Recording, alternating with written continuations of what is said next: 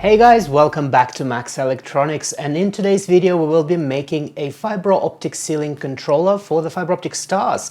I will also show you how to put fibers through your ceiling and how to calculate everything and make it all proper. But before we get to the workbench, let's just have a quick word from my sponsor, so stick around. This video is sponsored by PCBWay.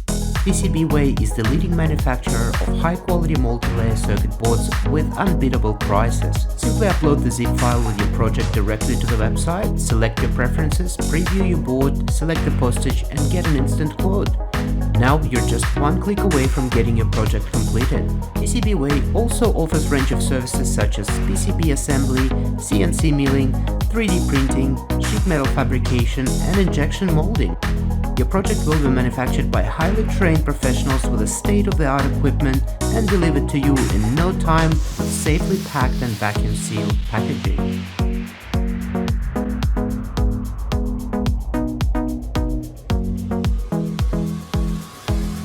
Prototype the easy way with PCBWay.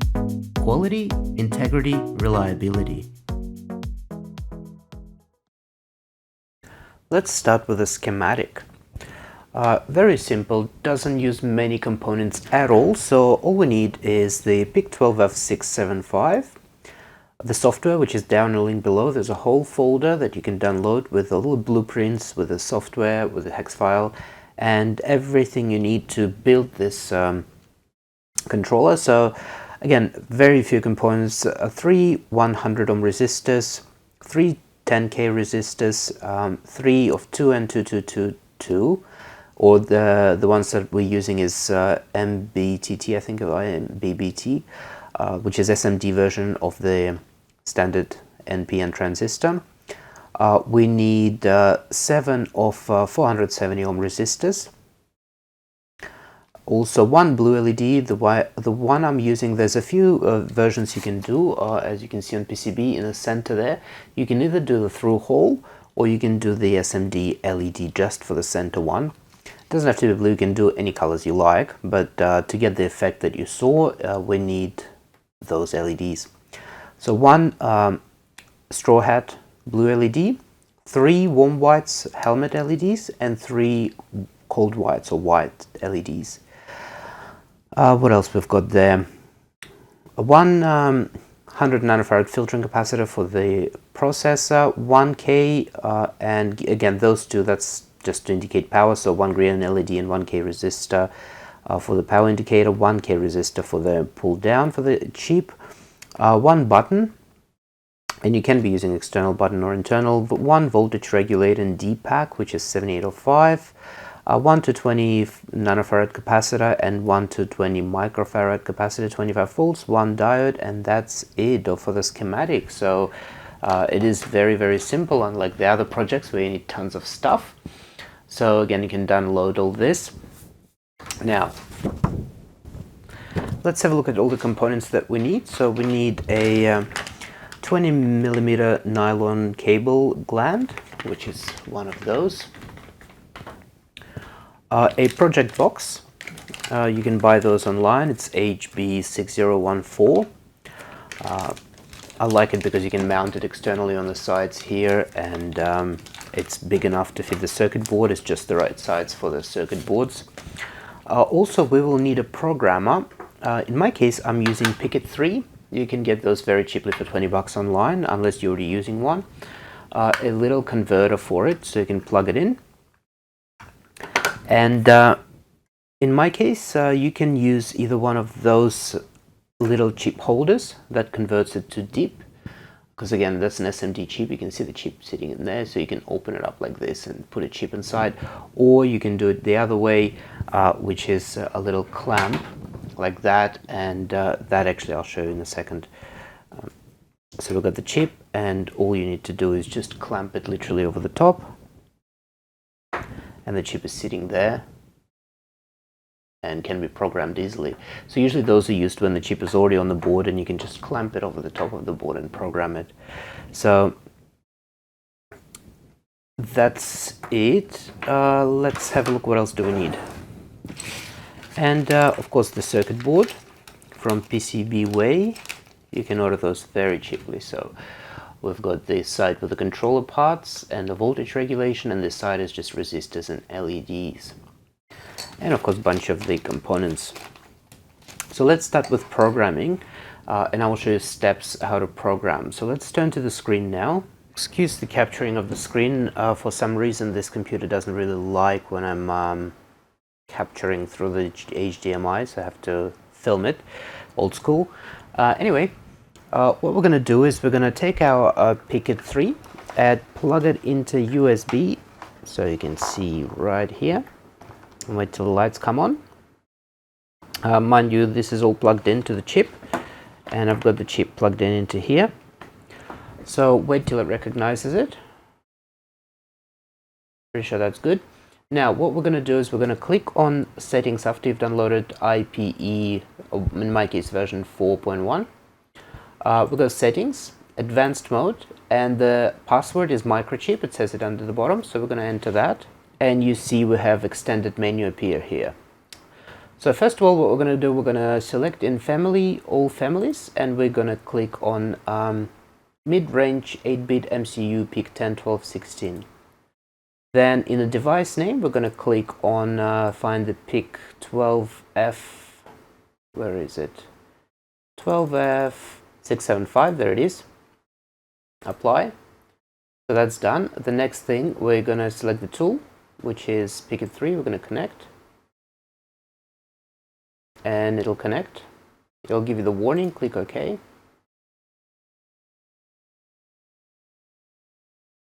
So it's going to tell you the target device is not found, and that's absolutely fine. The next thing we're going to click is power on the left here, and we're going to select 4.75 volts. The reason 4.75 is because it says recommended voltage 5, because there is a voltage drop by the time it gets to the peak, and if you select 5 and click connect, it's going to say there's a problem with the voltage, it's too low and all of that, but 475 is fine. So then we're going to click this here, which is power target circuit from the tool, and then we're going to click to operate again. It's going to apply it, click OK.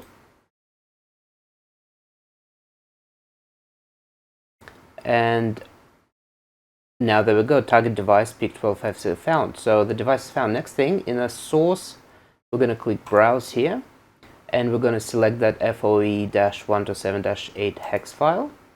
Click open.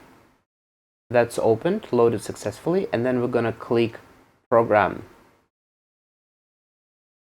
Now it's programming. Programming complete. Now we're going to click verify.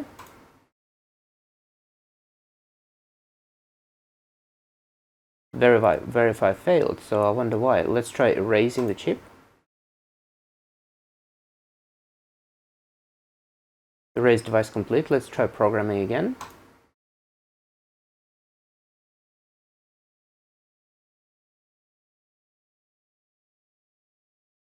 And we're going to verify again.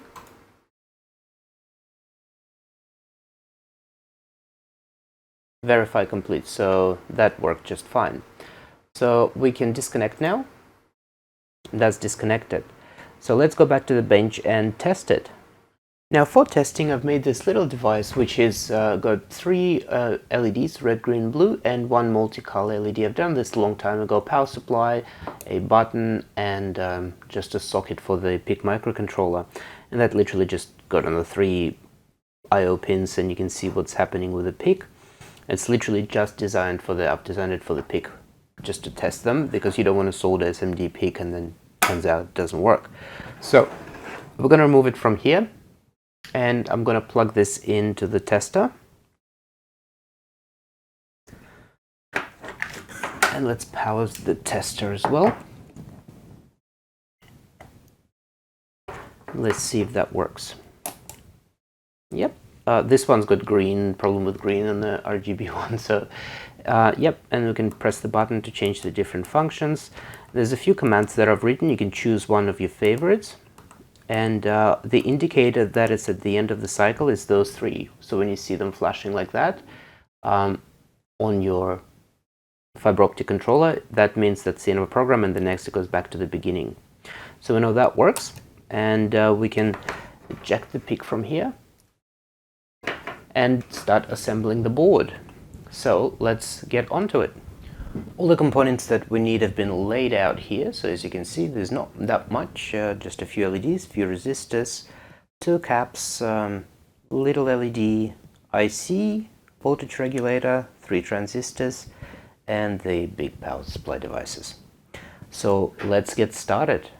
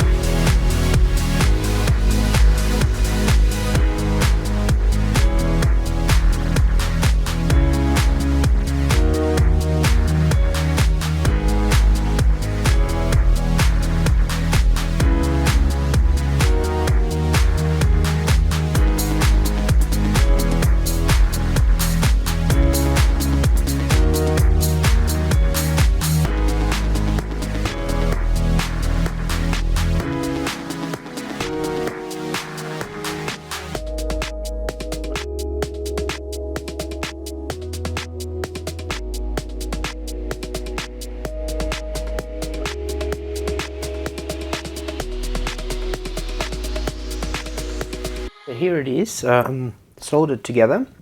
So I've noticed that the blue LED in the center is pressed right against the circuit board, but all those are standoff. They're just in this, you see that bit here that is, let me just get it up close, right here. So that's the bit that stops those LEDs from going any further.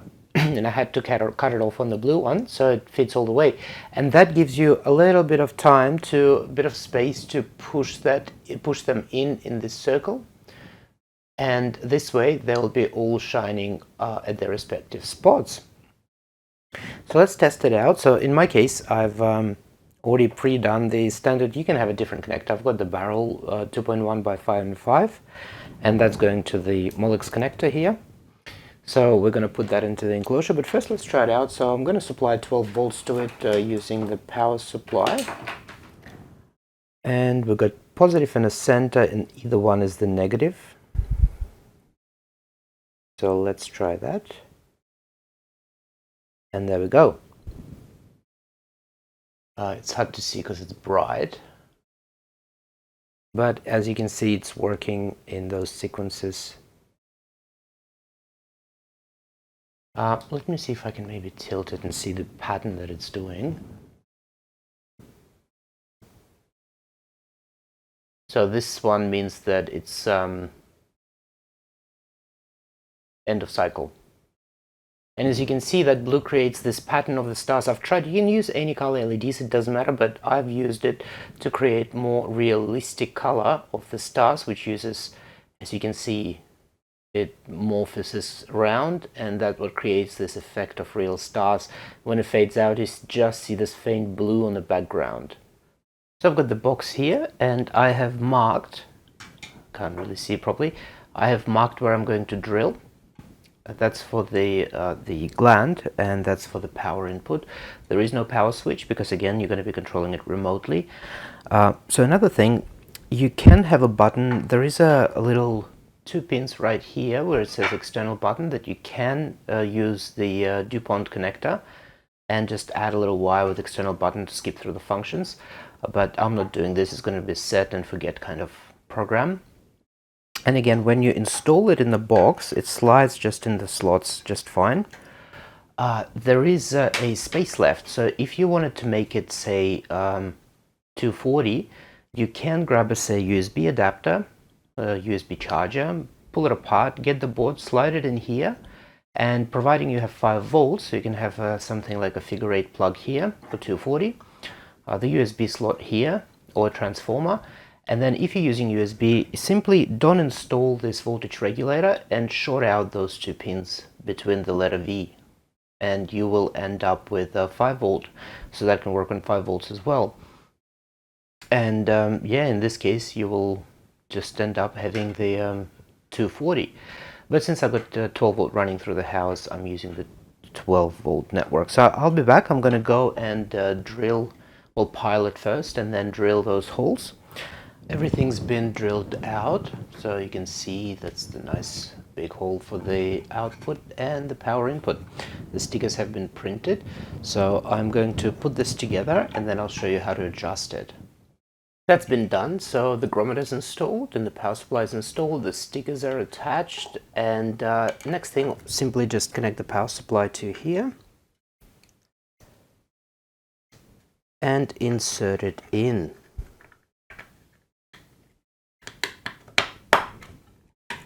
There we go, so that's done. When you insert the fiber optics themselves, let's say that's the hose, don't go all the way to LEDs. Make sure that it goes up to, I need something longer, make sure it goes up to just the edge here. So don't push it any further, leave it here because the light does need to spread a little bit. So next thing what I usually do is to adjust it. I'll grab a bit of black tape that I've prepared earlier here. I tape the output here.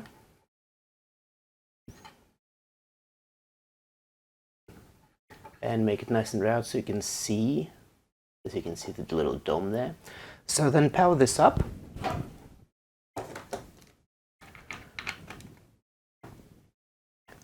Turn it on and look where the LED is projecting. It's hard to see on the camera, but with the naked eye you'll be able to see where the light goes, and using a tweezers you can push the LEDs just so they're shining in the right spots.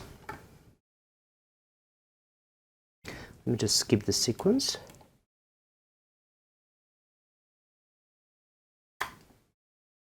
So again, really hard to see on the camera. It looks like LEDs are shining here, but they're not. This is just a reflection. So once everything is centered, you are ready to go. You can close it up, set your sequence first. So in my case, well, I can see one LED is not shining where it's supposed to. Adjust that a little bit.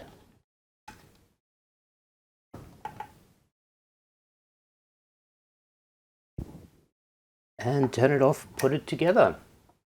Okay, so now I'm going to show you how to install the fibers into your ceiling. So let's say this is your ceiling, the view from the top, from your attic. You'd have your bearing timber and you'd have your joists, and that will make up essentially squares of the drywall or G-Prog. So what we're going to do is, since you buy this item which contains 200 fibers 2 meters long, which will cover 4 square meters roughly. So what we're going to do, we're going to count those squares in the ceiling. In our case we have 20, and we're going to divide it by 200 fibers divided by 20, and we'll end up with 10. So that means each square would have 10 fibers. And the way you do it, you climb up on the ceiling, you grab your Sharpie, and you just place 10 random marks, literally randomly. So you go 1, 2, 3, 4, 5, 6, 7, 8, 9, 10. So just look that they spaced out roughly. Just dot it. Once you've done that, and just work on the sector. So don't go dotting everywhere. Just work on one square. So once you've done that, we're going to get a tool. So before you also do this, once you get these fibers, it's a good idea to place your or tape the end, the main end of the fibers in the center here, roughly in the center. So there, just take that bunch of fibers, the end of it, and tape it here, and you're going to end up with the fibers going everywhere. And what you do, you roughly spread it to 4 corners, so you count 50 fibers and you go this way, and then grab a masking tape and tape them together. Then you go another 50 this way and tape them together, so and so on and so on. And here, once we got 50 covering this area here, then you can divide this again and split them as well in half, and tape them with a masking tape as well. So this way you got nice and neat instead of having this bunch of wires and so on. So, and essentially you have 10 fibers going here, and you tape them together as well. And you've got 10 fibers going here, and you tape them together. This way you see that it's nice and neat. So once you got your 10 fibers to the corner, or wherever you want to start, I usually start in the corner. Or actually no, I did start in the corner. So once you start in the corner, I've got a Dremel tool or rotary tool, but I did have a normal corded one. So I went on eBay and I bought this cheap one. It's $40, Topex brand, I guess, with a removable rechargeable battery, you know, your cheap stuff. It works fine. So I set it to 3. And you get a 1mm drill bit. You put it in. It comes with a drill bit, so I'm pretty sure there is one. It works just fine. So once we get to the ceiling, that's your plasterboard. Let me zoom out. So in my case, I've only got 3 fibers here just for show. And I probably need to stop the camera from autofocus. There we go. Yes. So we got the dots as were marked. So let's say here, oh, just here, here, and here. Or you can do crosses, whatever is easier for you to see. So let's say that's the crosses. So we've got 3 crosses. Then I'm gonna lift it off a bit. We take our Dremel and you just roughly punch it. You don't have to go in the center or across. The crosses are there just so you know where the fibers are because they're so small. So let's do that.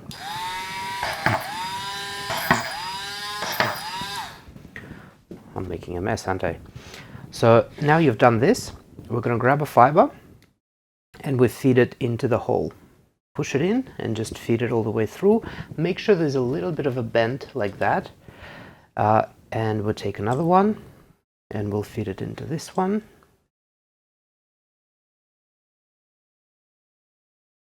It is time consuming, so you feed it all the way. Don't leave any loops. Make sure it's nice and tight, but not too tight. If you bend it too much, it'll snap. So nice radius here. So we'll take the last one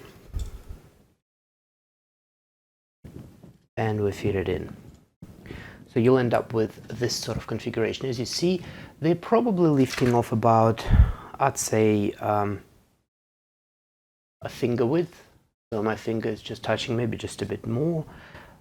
Yeah, so about maybe 2.5 centimeters or so, as you can see. Then once you've done that square with all 10 fibers, grab a simple wood glue, which is a PVA wood glue, and just go and drop a drop of PVA glue on top on every one of those. And let it set for 24 hours. So I'm not going to let it set. This is only a demo one. So once you've done this square, you can move on to the next. You've done 10, you move on to the next one. Again, put 10 crosses or however you've calculated for your ceiling. And again, drill it, feed them through, put the glue, move on to next one. Once it's done, the next day, you will have all this hanging from your ceiling. So the next day, once the glue is dried, grab the side cutters, the ones that cutting flush, and just simply go over every one of them and just snip it off like that. And you will end up with these fibers. Trust me when I tell you they are not visible on the white ceiling, so you cannot actually see the dots. They are that small, so when you're looking at the ceiling, you'll think there is nothing there until you turn it on, of course. And that would be your fiber optic ceiling. So let's have a look what we end up with. And this is what the room looks like with the stars installed. So you can see that the color of the trim can be changed. And if you look at them, they are slowly flickering away. They're getting darker and brighter, as you can see. It's hard for the camera to capture in such a darkness, but that's the 400 fiber, so that's the ceiling.